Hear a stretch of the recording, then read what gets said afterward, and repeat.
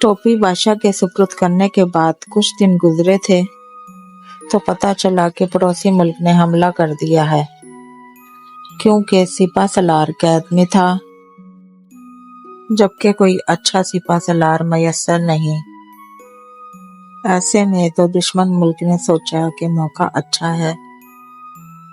बादशाह ने मनादी करा दी कि मुल्क पर हमला हो गया है, सब लोग अपने अपने हिस्से का फर्ज अदा करें। अब्दुल वाहिद को ये जानकर खुशी हुई कि बादशाह खुद फौज की क़यादत करेगा। अब्दुल वाहिद बादशाह से मिला और उसको अंगूठी देकर इसकी खसूसियात से आगाह किया। बादशाह अंगूठी लेकर बहुत खुश हुआ। मैदान जंग में अंगूठी से नजर न आने वाली ऐसी शुआएं निकलती थीं जिनसे दुश्मन के सिपाही वक्ती तौर पर अंधे हो जाते थे। बादशाह ने बहादुरी से मुकाबला किया। फौज ने भी दिलेरी से लड़कर दुश्मन मुल्क को शिकस्त दे दी। अब बादशाह अब्दुल वाहिद का गर्विदा हो चुका था।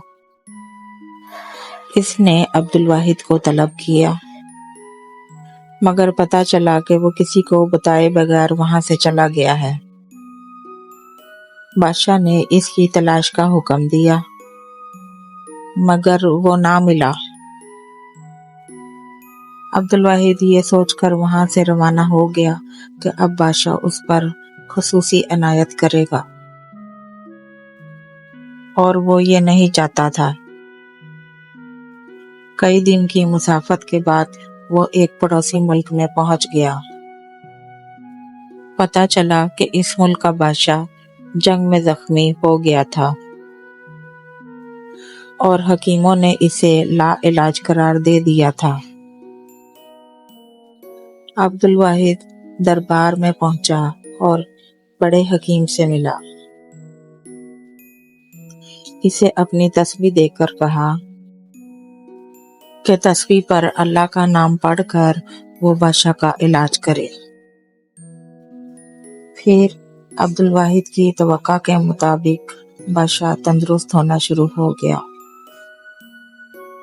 हकीम नेक इंसान था। इसने बादशाह को सारी बात सच्चाई के साथ बता दी। बादशाह ने अब्दुल वाहिद को बुलाया और कहा कि वो तलब करे कि उसे क्या चाहिए। अब्दुल वाहिद ने नहायत अदब व एहतराम से कहा, ऐ बादशाह, अल्लाह आपका मर्तबा बुलंद करे। जंग किसी मसले का हल नहीं। आपने जिस मुल्क के खिलाफ जंग लड़ी है, मेरा ताल्लुक इसी मुल्क से है, मगर मेरी हमदर्दी दोनों मुल्कों के तमाम फौजियों से है जो जंग में मारे जाते हैं, और इनके बीवी बच्चे सारी जिंदगी इनका गम मनाते हैं। इनकी जिंदगी तबाह हो जाती है। मेरी ख्वाहिश है आप जंग ना करें, बल्कि दोस्ती के जरिए अपने जायज मकासद पूरे करें। बादशाह की समझ में अब्दुल वाहिद की बात आ चुकी थी। इसने इसरार करके अब्दुल वाहिद को चंद कीमती तोहफे लेने पर मजबूर किया और अपने दुश्मन मुल्क के बादशाह के नाम सुलह और दोस्ती का खत लिखा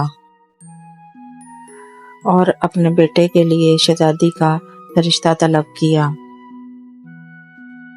दूसरे बादशाह तक सुलह का पैगाम पहुंचा तो वो बहुत खुश हुआ, मगर इसके जहन में ये बात थी कि वो अपनी बेटी की शादी अब्दुल वाहिद से करेगा। इस दौरान अब्दुल वाहिद भी पहले वाले बादशाह के दरबार में पहुंच गया। इसने बादशाह को समझाया कि वो शहजादी की शादी शहजादे से कर दे, ताकि हम पल्ला रिश्ता तय पा जाए और बरसों की नाराजगी रिश्तेदारी में बदल जाए। अब्दुल वाहिद के मशवरे पर بادشاہ نے رضامندی ظاہر کر دی اور دونوں ملکوں کی عوام نے چین کا سانس لیا اور دونوں اطراف خوشی کے شادیانے بجنے لگے۔ عبدالواحد اپنے گاؤں لوٹ آیا جہاں اس کی شہرت اس سے بھی پہلے پہنچ چکی تھی۔ بادشاہ نے اطراف کے کئی گاؤں عبدالواحد کے نام کر دیے اور وہ اپنے والد کے نقش قدم پر چلتا ہوا لوگوں کی خدمت کرنے لگا۔